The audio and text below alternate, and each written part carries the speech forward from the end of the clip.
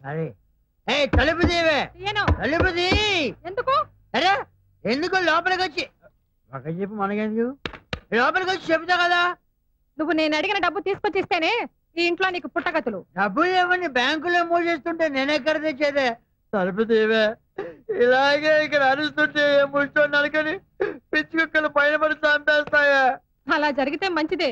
నా చేతుల్లో కాకుండా పిచ్చి కుక్కల చేతుల్లో చేస్తావు. అవ్వా అవ్వా వెధవ ₹1,00,000 కోసం మంగళసూత్రం తెచ్చుకొని ముండమంటే అంత కర్మ నాకేం పట్ల. తీసుకో నీ బోడి మంగళసూత్రం, బయటే చావు. ఏంటి చెప్పునే కాలు కింద ఉంచుకోలేనాడివి నీ పెళ్ళాన్నే ఉంచుకుంటావయ్యా? అది ఉంచుకుంది కాదురా నా పెళ్ళం. ఏమయ్యా వస్తున్నా. ఏంటి కాంప్రమైజ్ అయ్యావా?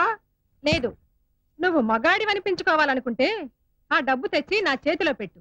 అప్పుడు నా మెడ ఖాళీగా ఉంటే ఆ మంగళసూత్రం మళ్ళీ కట్టు, అంతే. ఆమె మెడలో కొత్త మంగళసూత్రం వచ్చేలోపు మీకు డబ్బొచ్చే ఉపాయం చెప్పనా? మరి ఎప్పటిదాకా ఎందుకు చెప్పలేదు? అప్పుడు అబ్బోయ్, లక్షల ఖరీదు చేసే ట్యూన్లు శ్రీరంగం బ్రదర్స్ దగ్గర బోల్డ్ ఉండుంటాయి కదా. ట్యూన్ల పుస్తకాల్ని మెయింటైన్ చేసేది నేనే. నాకే చెప్తాను. మరి ఇంకే మెల్లగా అక్కడి నుంచి మాయించేయండి.